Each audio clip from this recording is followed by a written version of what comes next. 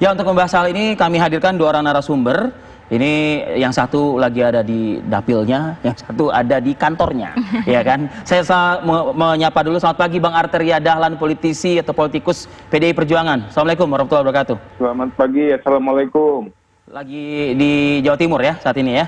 Lagi di Jawa Timur, masih di daerah pemilihan. Dan juga dari Indonesia Corruption Watch ada peneliti ICW Mas Kurnia Ramadana. Selamat pagi, assalamualaikum Mas Kurnia.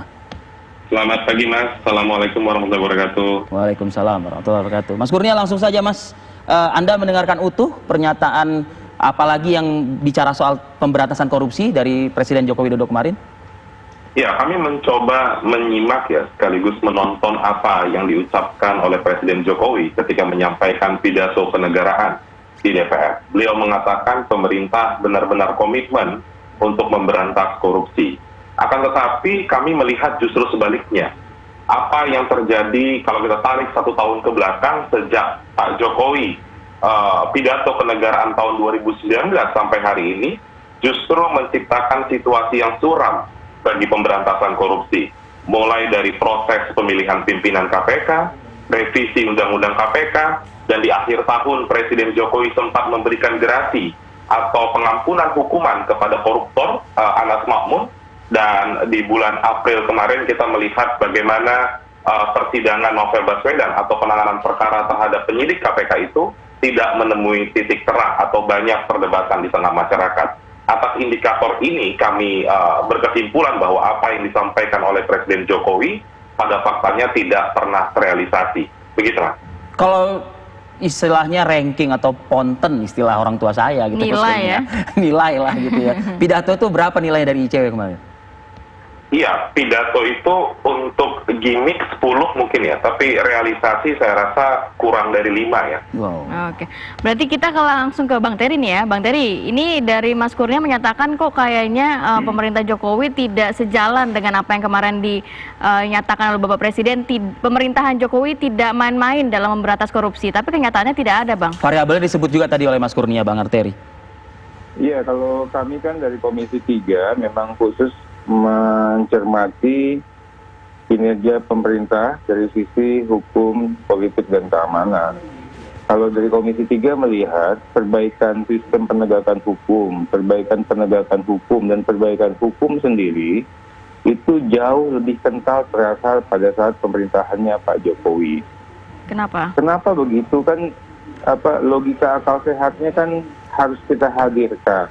Pak Jokowi ini kan relatif lebih ringan.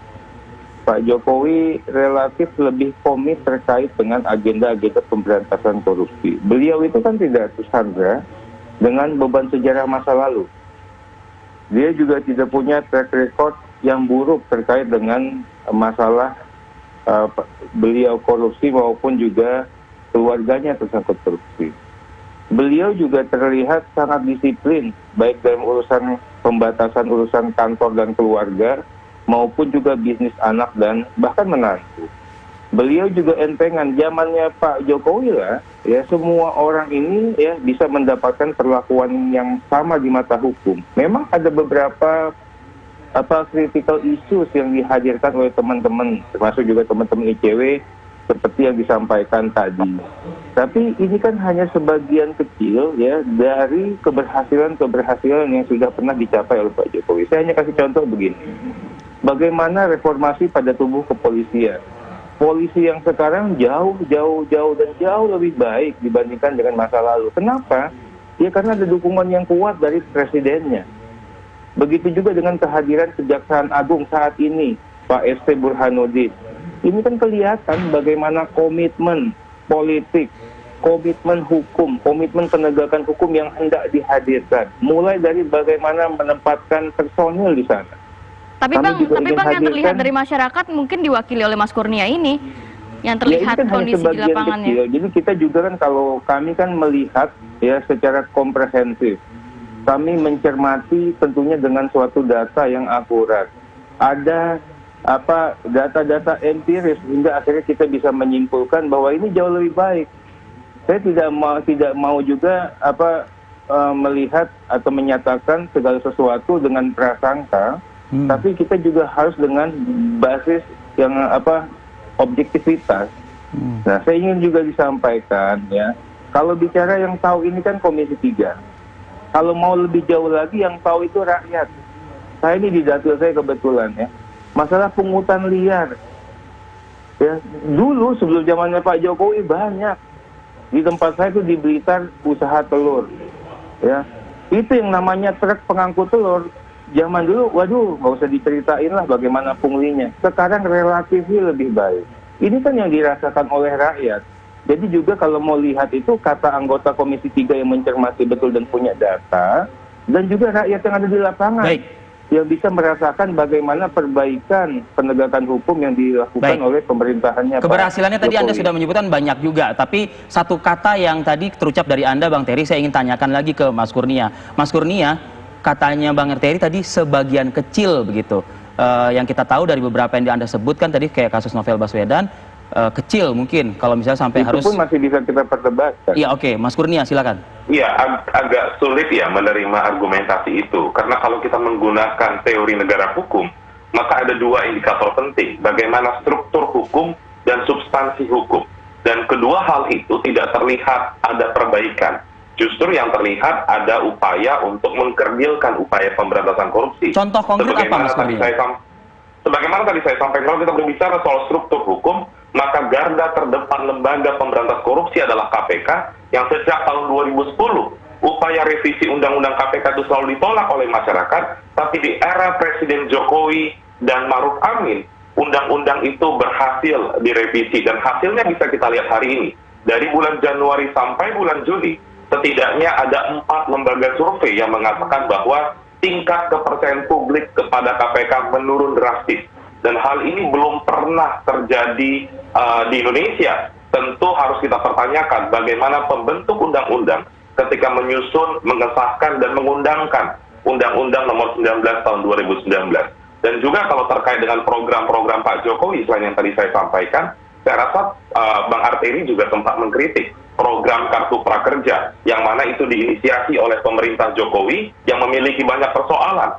Selain dari itu, ketika Pak Jokowi menunjuk 2 staf khusus presiden yang ada dugaan konflik kepentingan, saya rasa DPR juga cukup keras di sana. Jadi saya rasa ada hal-hal yang memang fundamental yang tidak terlihat dari rezim pemerintahan Pak Jokowi terkait dengan upaya pemberantasan korupsi. Begitu pula kasus Novel Baswedan, sampai hari ini tidak jelas penuntasannya seperti apa. Walaupun memang sudah ada vonis pengadilan yang berkekuatan hukum tetap, akan tetapi ada timbul kecurigaan di tengah publik bahwa 2 pelaku yang duduk di persidangan kemarin bukan pelaku sebenarnya. Jadi saya rasa penting bagi DPR untuk menangkap bagaimana aspirasi publik yang menyoroti terkait bagaimana komitmen pemberantasan korupsi Jokowi yang memang tidak terlihat. Begitu, Mbak. Ya, Bang Terry, struktur dan substansi hukum yang tadi dijelaskan oleh Mas Kurnia, dan kalau dibilang per kasus, ada kasus Novel Baswedan, kemudian kasus-kasus yang juga belum selesai kemarin, termasuk gerasi yang diberikan Yang menurut ICW belum tuntas. Iya, yang diberikan oleh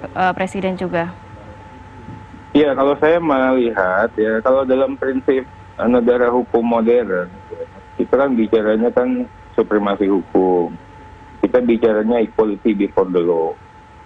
Ya, dalam konteks supremasi hukum, equality before the law, itu kan sudah sangat dihadirkan oleh pemerintahan Pak Jokowi. Bahkan penguatan lembaga-lembaga penegak hukum ini betul-betul kelihatan. Saya di Mahkamah Agung kita melihat yang namanya e-court. Sekarang ini salinan putusan bisa dalam waktu 1-2 hari. Di Mahkamah Konstitusi bisa menghadirkan sebagai pilot project bagaimana mahkamah yang sejati dan sebenarnya. Bahkan menjadi percontohan bagi mahkamah-mahkamah konstitusi yang ada di belahan dunia manapun, termasuk negara demokratis sekalipun. Nah, kalau dikatakan bahwa parameternya adalah revisi Undang-Undang KPK, parameternya adalah hadirnya pimpinan KPK yang saat ini. Saya katakan apa yang salah di revisi Undang-Undang KPK. Ini sudah kita rasakan manfaatnya. Oh, apakah karena tidak banyak tangkapan? Kalau memang parameter suksesnya KPK dengan banyaknya tangkapan, ini yang saya katakan ini adalah tafsir yang keliru dari sejak awal. Nah, kemudian kalau dikatakan ada yang gagal dengan pimpinan KPK yang mana yang gagal? 5 orang ini adalah patriot-patriot penegakan hukum kita yang luar biasa kerjanya. Mungkin kalau dikatakan kok melempem nggak ada tangkapan, saya katakan justru yang kemarin mungkin yang harus dilakukan koreksi. Kalau dikatakan mengkerdilkan KPK hanya karena nggak banyak OTT, lihat dong yang dikerjakan KPK sekarang. Bagaimana grand corruption, ya korupsi skala besar ini dihadirkan, ya dengan penegakan hukum yang hening tapi berkepastian. Bagaimana korupsi di sektor sumber daya alam, sektor energi. Bagaimana korupsi hajat hidup orang banyak. Tadi dikatakan tadi DPR merespon terkait dengan pelaksanaan kartu prakerja. Kalau kita pakai KPK yang zaman dulu, ini ditangkepin ini semuanya. Udah ditangkepin, negaranya gaduh, ya kemudian hasilnya nggak ada juga gitu loh. Tapi yang dilakukan sekarang kan jauh lebih baik. Dilakukan upaya namanya pendampingan dulu, diingatkan, kemudian didampingi. Kalau tidak mau berubah, ya baru dilakukan upaya penindakan hukum. Inilah sejatinya yang kita harapkan. Bagaimana memang ada orang keliru itu diingatkan. Setelah diingatkan mereka mau berbuat lebih baik lagi, ya itulah namanya penegakan hukum yang kita sebenarnya kita harapkan, nggak gaduh, ya kan? Selama mensreanya nggak kelihatan, mungkin orang itu salahnya salah khilaf, ya sekarang kan begitu, dilakukan upaya-upaya perbaikan dan pendampingan. Baik. Tidak langsung dilakukan penghukuman. Baik. Kemudian juga dikatakan misalnya terkait dengan saudara kita Pak Novel Baswedan. Memang kalau dilihat ya, DPR sendiri juga nggak bisa melakukan intervensi dalam konteks vonis. Tapi kami kan selalu mensupport, mendukung penuh langkah-langkah ya, upaya yang hendak dihadirkan, termasuk juga kalau men-challenge putusan yang sudah hadir pada saat ini, Mas Kurnia. Jadi sama itu, perasaan kita, spiritnya, kita kan sama-sama aktivis ini, sama-sama juga merasakan kalau memang ada gesekan, irisan kepentingan, ya inilah sama-sama juga kita melakukan pembenahan. Ini negara kita semua, negaranya saya, negaranya Mas Kurnia, semuanya urung rembuk, kasih ide, kasih usulan, kasih gagasan. Baik. Tapi saya ingin melihat bahwa yang sudah dihadirkan 5 tahun kepemimpinan Pak Jokowi plus 1 tahun ini sudah sangat luar biasa. Baik, Mas Saya Arteria. menjadi saksi sejarah, sehingga kalau dikatakan memang ada kurang, pasti ada kurang karena kita nggak bisa sempurna. Baik. Tapi kalau dikatakan ini fontennya nilainya negatif, ya saya juga sulit juga untuk bisa menerima. Oke, saya juga ingin konfirmasi lagi nih ke ICW. Tadi ada pernyataan Bang Terry tuh yang soal, wih kalau misalnya dulu nih KPK-nya banyak yang udah ditangkep-tangkepin. Wah berarti ada yang harus ditangkepin dong berarti ya Mas Kurnia ya. Sesaat lagi kita akan kembali di Apa Kabar Indonesia Pagi.